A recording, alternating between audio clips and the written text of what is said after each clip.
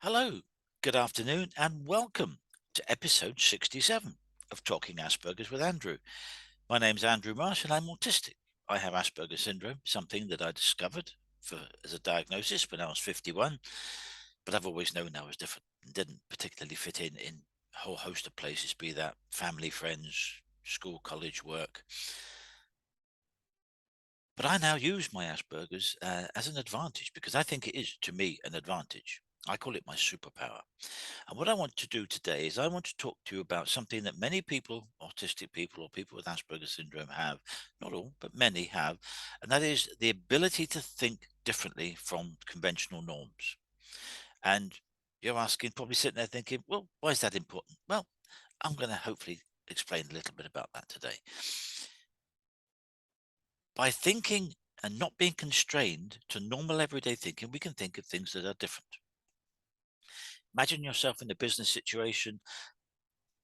You want to take your business forward for the next 5 years, the next 10 years. You want to be the market leader so that you sell well, you reward your staff well, and you are a leader in your business. And that means your company is going to grow profitably and you share those profits out with your teams. And if you have people in your teams who think differently, unconstrained, they think, what if this? Ask the what if questions. I'm a great one for asking the what if questions. What if we looked at this from a different angle? What if we considered it from a different perspective? What if we put what we know to the side, understand what we know, but what don't we know? How can we tackle that in a different way from what we may have done before? Because that's where your innovation lies.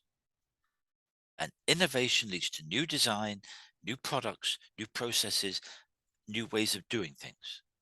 And what that means for business is the new product, is the next big thing, is the thing that everyone's going to be chasing for the next 5 years, the next 10 years, the next 20 years, because you've got it. And everyone else is definitely chasing after your tail to try and get onto it when you are the market leader. You are the forefront of your field because you employ people who think differently and they ask the what if questions. What if we did this? Going to give you a very simple example, but it's the powerful example for the modern day. Back in 2006 or thereabouts, we used to have little handheld phones, little Nokia 3310s and things like that, or a BlackBerry.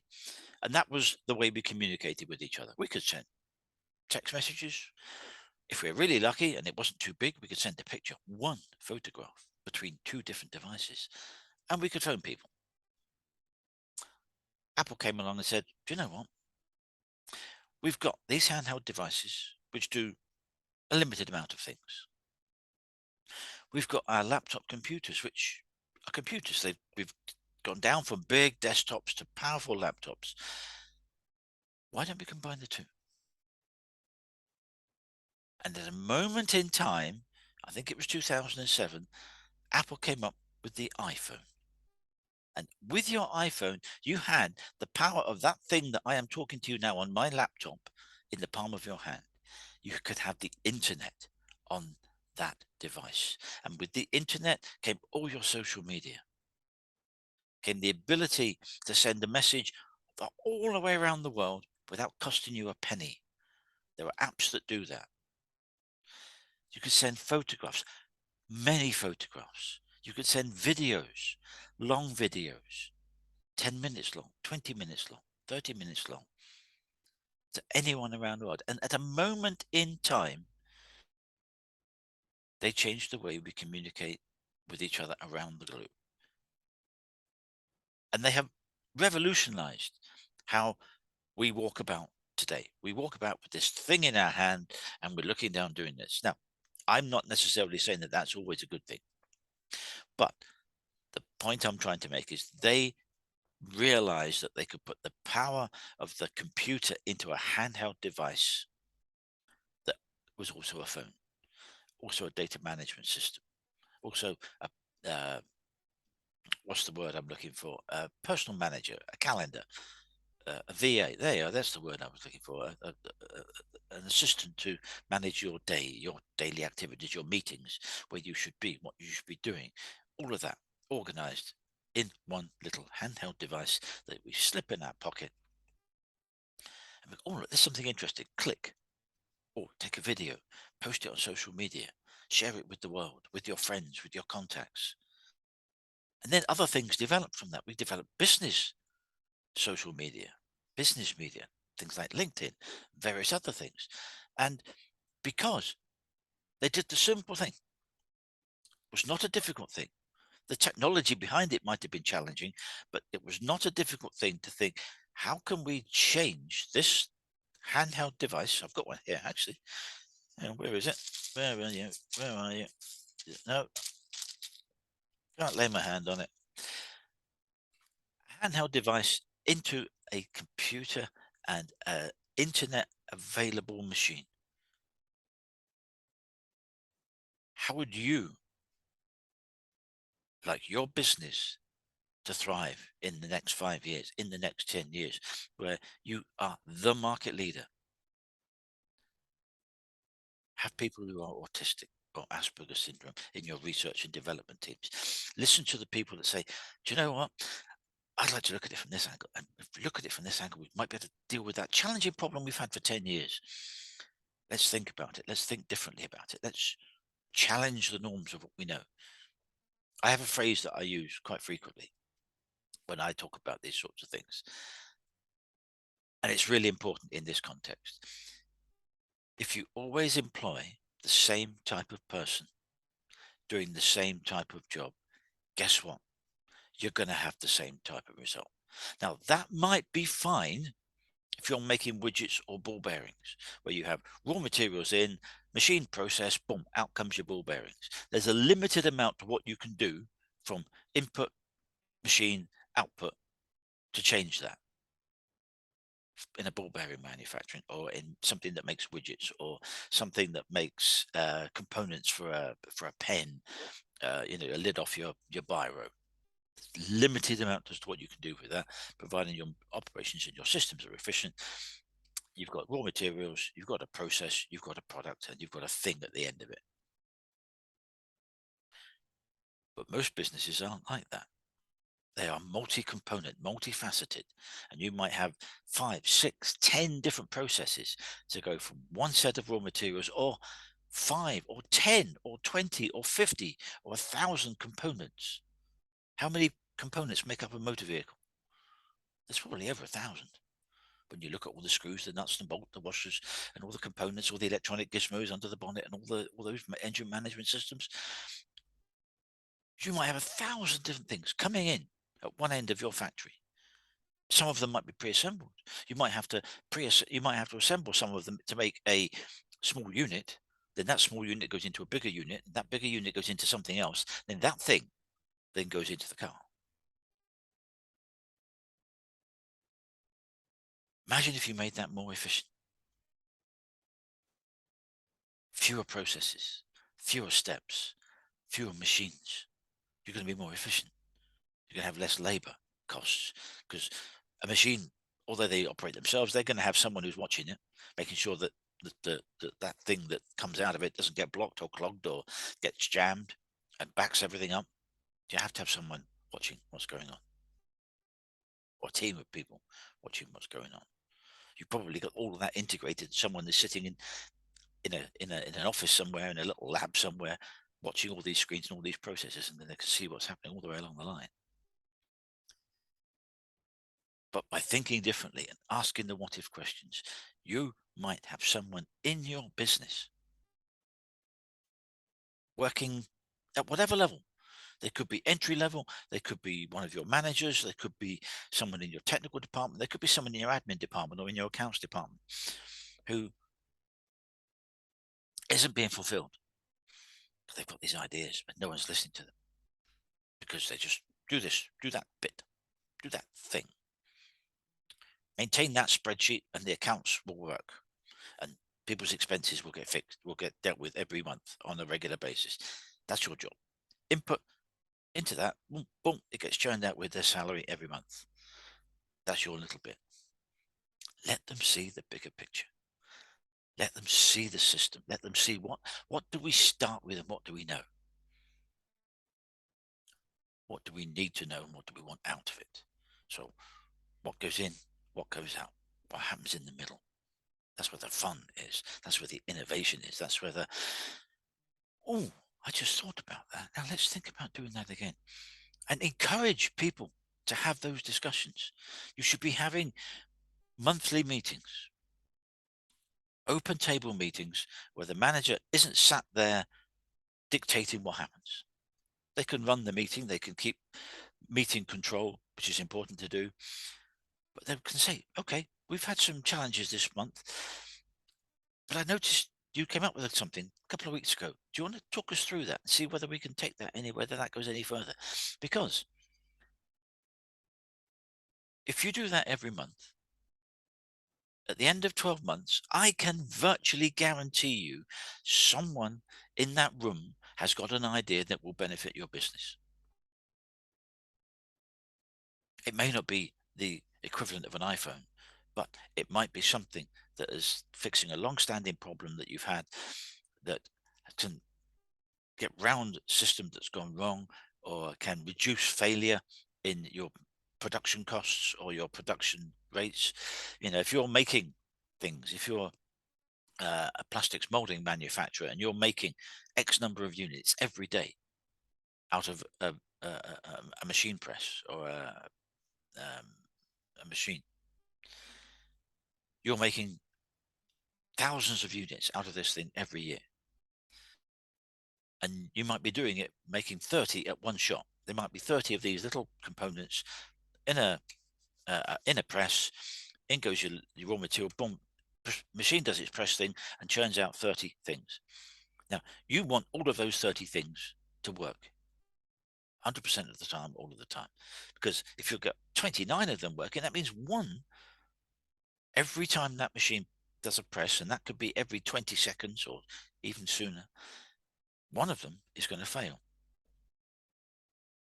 You might think, okay, well, 1 out of 20, that's 5%. We could live with that. But you think the numbers that you're putting through that machine every day, and then that goes into making another component, that becomes a significant number. And if that failure corresponds to another failure, the two are combined. I know the law of chance and all the rest of it, but you put one thing that's failed in from one sense and one thing that's failed from another sense, you put the two together, you're going to have a bigger problem. So you want to keep your uh, your your products 100% all of the time, so that you know that when it comes out the end, it's going to work. Its safety device is going to work, protect the consumer, the end user. What if someone in your team has seen what happens and notices, if we just change that or put this in there or change the temperature that it's working at or did something there, we can reduce that. We can reduce our failed products. And they're getting mixed in with the overall run. Even if you're producing 30 of something every 10 seconds, and I've worked in a place where we did exactly that, you're going to have a big box at the end of it, or within in and out. So you're going to have a big box of hundreds or thousands of these components, and they're going to go down the line and start building. They're going to be used in components to build something else. So if you've got a product that has already failed, but you haven't taken it out of the production line, you've got a problem. What if that person can see where that problem can be alleviated? The obvious solution is you put a bung over item number 26, which is you'll get number 26 was always producing a failure. You put a bung over number 26 so that it doesn't produce. But that costs you know, so that's what you do temporarily until you can do a permanent fix. But maybe that person knows how to fix that problem. Maybe that person has got an idea for smoothing your processes, or instead of one team having one spreadsheet, another team having another spreadsheet, another team having another spreadsheet, you can combine them into a database or a spreadsheet with macros. And you can control who gains access to what things with password protection. You can only get access to certain parts of the system, but you're all part of one big thing, so that when someone at a senior level looks at it, they can see the whole thing, rather than they've got to look at 3 different spreadsheets on 3 different screens, which they're probably not going to have to fathom out what's going on. And they've got them all printed out, lots of paper, trying to work out what's going on. If it's one system, they've got access to it all, they can see what's going on, they have a better understanding of the efficiency of what is going on in your business. So these are important things to consider. Doesn't have to be big life-changing things like, we're going to make next year, we're going to come up with something that's going to be the equivalent of the iPhone in our business. Great if that is you and you can do that. Fantastic.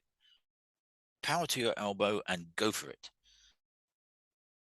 But there may be people in your business who think differently, who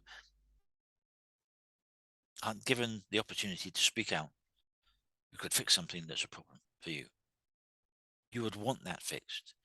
Take away the egos of the managers and take away the egos of some of the people in your business. If there's someone in your business who can fix a problem, let them fix it.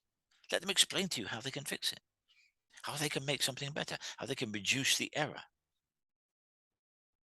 so that the product works better. When we look back through history, now I know we don't know for certain whether some people from history had Asperger's or were autistic, because we don't know. We didn't have the doctors who knew the criteria to judge them by, but it's reasonably well believed that certain people in history that we know that are relatively famous may have been autistic. Let's take Alan Turing. Alan Turing was the mathematical genius who came up with the ways to break the German Enigma codes from German high command to the U-boats and other parts of their war machine, so that we could find out where their U-boats were and save the North Atlantic convoys from decimation, because at certain parts in the war we were being decimated. The Allies were being decimated by U-boat attacks in the North Atlantic. Found out how to break the code, found out where the submarines were, where they were going to attack. They could then put a defensive strategy into it. Alan Turing did that because he thought differently. He thought of looking things in a numerical way that hadn't been thought of before. As I understand it, what they did, he created this machine, which, when connected up and was working, would find out what the code wasn't. Now you might be thinking, what? You don't want to know what the code isn't? Well, you do. Because if the code could be so many hundreds or thousands of potential computations, different every day, if you can rule out 90% of those, you've got far fewer potential codes that you can set the fantastic women in Bletchley Park to try and crack by hand. If they've got to try and crack 10,000 potential codes, they're not going to be able to do that. But if they can rule out 90%, 95%, so that they're only trying to crack 100 codes or 50 codes, they've got possibilities. They've got potential to do that day, so that they can know what's going on in the high command. That's how they did it. It's far more complicated than that. But he worked out a way of analyzing the potentials, finding out what the likelihood was that it was this code or this code or this code, and then got the women in Bletchley Park to try and hand crack them.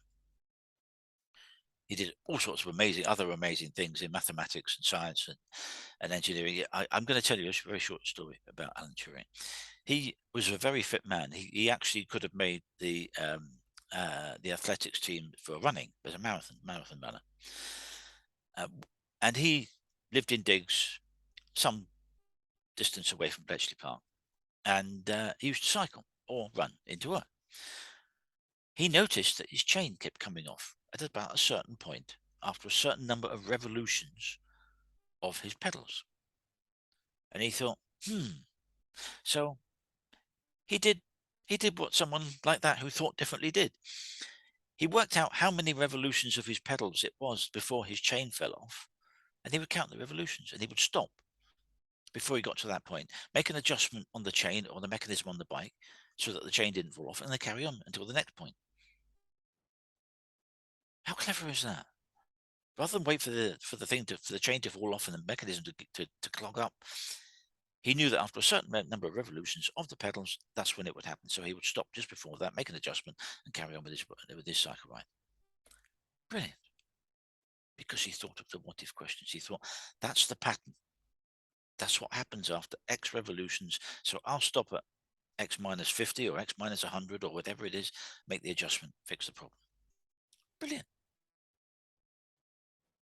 Because he thought differently, because he thought, what's the pattern? He was very much into patterns.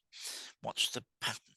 He found the pattern, just as he found the patterns, the way to break the codes for the German U-boat machines and the Enigma machines during World War II. Unbelievably clever man. Genius. Overused word.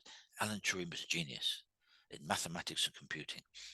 And just astounding what he did. Because he asked the what if questions. What if we looked at it this way? What if we tried to decipher the pattern, decipher the code? And he was able to do that. So that's a bigger example. But there are countless little things that can make little differences to significant differences in your business by having people who think differently, not constrained by what's going on around them, but not interested in the tittle tattle and the office talk and the gossip. They don't, not into that. Don't like small talk. They want to knuckle down. They want to fix that problem.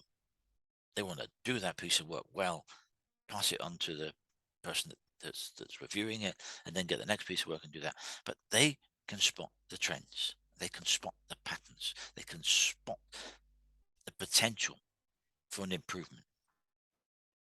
And if you're in the business of making things or in the business of analyzing things, so it doesn't need to be manufacturing, it could be an accountancy, it could be financial fraud investigation, where just as I was talking about Alan Turing and patterns, some people with Asperger, some people, autistic people, can see patterns in numbers. Give them a screen and screens of numbers, and they will go, that's the pattern there. See that one there, that one there, that one there. That's the repeating pattern, or that's the progressive pattern. And those people, in the right circumstances, can be great at looking at financial fraud investigations, tax fraud, insider trading, share dealing. All these things that are multifaceted with multi numbers, they can spot the pattern, they can see the trend, they can see that's where that person, that's where someone has made an activity that has clicked something to happen. And look at this, look at the result. Share price has gone up, or the value of the commodity has gone up, and so on. They can spot these things. I can't, that's not my thing. I can sometimes see patterns in numbers, but my things are other. My Asperger's traits lead me into other things. Mine's more creativity and writing and things of that nature. But I can sometimes see patterns in numbers. Some of them are truly gifted in that. And I'm going to tell you about a company called Auticon. Just let me have a quick drink. Auticon are a computer service provider, a computer software service provider. And what they do is they work with clients to provide IT support and computing support. And every single one of their computing technicians, computing engineers, whatever they call them, is autistic or has Asperger's syndrome. Every single one. Because they go out and recruit specifically people who are that good at numbers. And they test them during the application process. They give them tests to see whether they are that numerically way inclined, that IT way inclined. They support them, and they are fantastic at what they do for their clients. Clients love it because they've got this superb computer technical person who can fix their problems, and that's what they want to do. They want to fix the problem. They're not interested in all the other bits and bobs that are flying around the office. What happened at the football last night, or what was on the soap opera, or what was on some dreadful reality television program. They want to fix the problem. And that's what they do. And they're supported by their business to do that. So every single one, that's about 90%, something like that, of Audicon's employees are autistic or have Asperger's syndrome. Wouldn't it be good if you had those people in your business? What could they do to drive your business forward, to make your business the market leader? As I said at the beginning, you would want to be the market leader in whatever you do. Find people who challenge the norms, who challenge the status quo, who are innovative, come up with new ideas, new ways of doing something, and you will be rewarded. Because if they come up with something equivalent to the iPhone in your business, how good would that be? In 10 years' time, when you've taken that idea, you've developed it, you've honed it, you've made it more efficient, and you've come up with this new thing, whether it's a new database, whether it's a new spreadsheet, whether it's a new macro, whether it's a entirely new product like the iPhone, and in 5 years' time, you launch that, boom, within a year, you are the market leader. Everyone wants one. Everyone's got to have one. Your sales skyrocket. The value of your shares or the value of your business skyrockets. You employ more people. You make more things. You improve it. You enhance it. That's what people who are autistic can do for your business, because they are innovators. They are pioneers at looking for different ways to solve problems. And if we just briefly look at diversity and inclusion in a slightly wider sense, and yes, I'm encouraging you to employ autistic people, people with Asperger's syndrome, but that's not all that diversity and inclusion is about. It's about having people who are different from you. Now, that might be that someone that applies for a job, maybe from South Asia, maybe from South America, maybe from Eastern Europe. The CV is great. They might be sitting there in the interview and you say, how do you go about doing such and such? They're telling you, think, that's good. That person from Eastern Europe, from South America, from Asia, that person might have fixed the problem that you've got with your business 3 years ago in their job, wherever they worked previously. Yeah, we fixed that. We did it like this. You would want that person in your business the next day. Pay them what they want, get them into your business, and have them fixing your problem. Because if you don't employ them, your competitors will. And they will be the ones that have the great new invention, so that in 5 years' time, they're the market leader and you're the one chasing their coattails. Which would you rather be? Invest in the talent that is out there. Invest in people who are different from you, because they are out there. And they can help you drive your business forward. Innovation is so important. We talk about manufacturing businesses and their ups and their downs, and we talk about technology.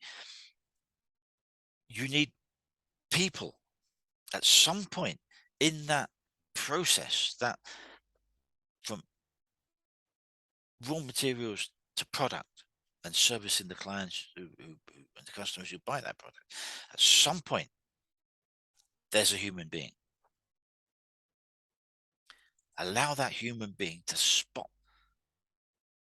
the challenging points of your business. That's always been the sticking point for us. That machine always does that every 2,000 runs or every 46,000 runs. It always does that problem, and that thing goes wrong with it, and that machine is down for 6 hours while the fitters desperately try and fix it. They might be able to spot why that goes wrong every 46,000 times. And you would want to have that 6 hours productivity on the production line rather than losing 6 hours. You'd want that 6 hours to be producing something, wouldn't you? You would want your product, your machines to be working at full efficiency, maximum, optimum efficiency all of the time. You don't want it to break down for 6 hours every time it does its 46,000th unit or its 50th unit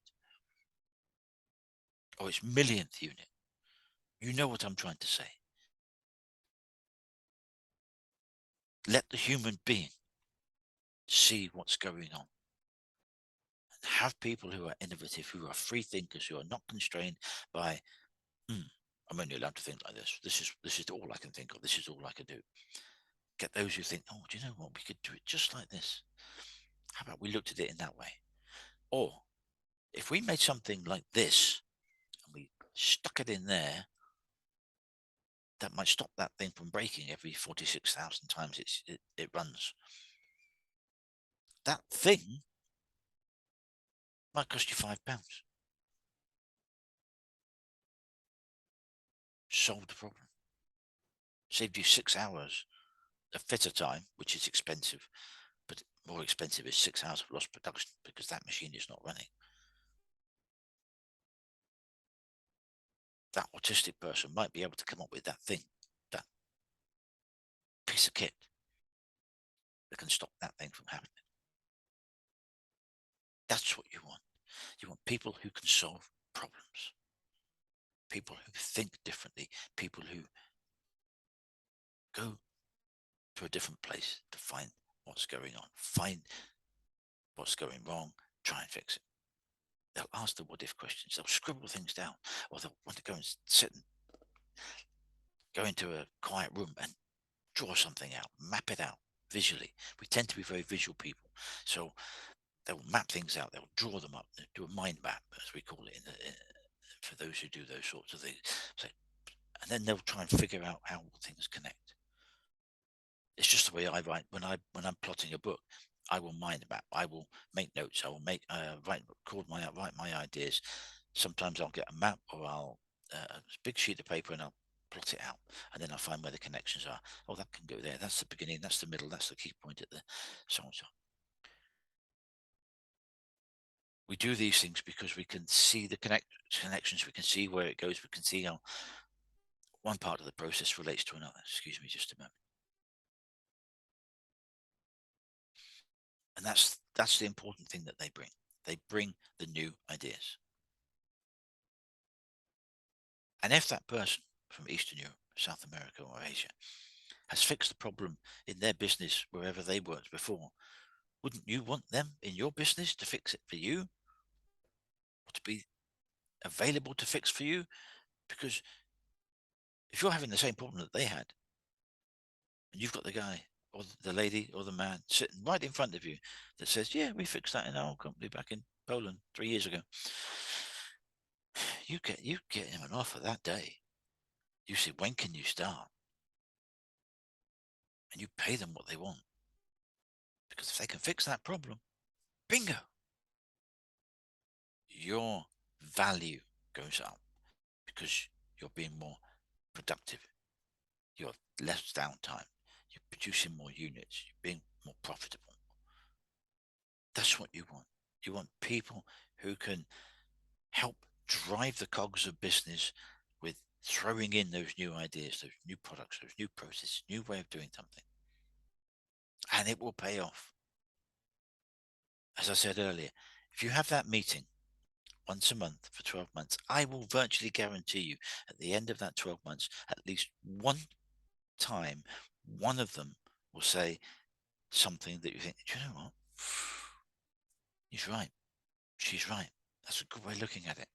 Now, it may not be that the environment that they're working in is able for them to fix that problem there and then.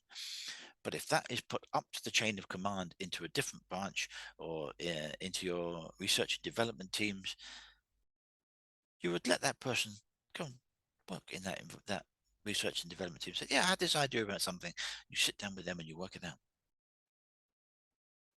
And the cost of that meeting, you have a 1 hour meeting once a month with your 10 people in your team. The costs of that are minuscule compared to that one thing, one time, in one meeting.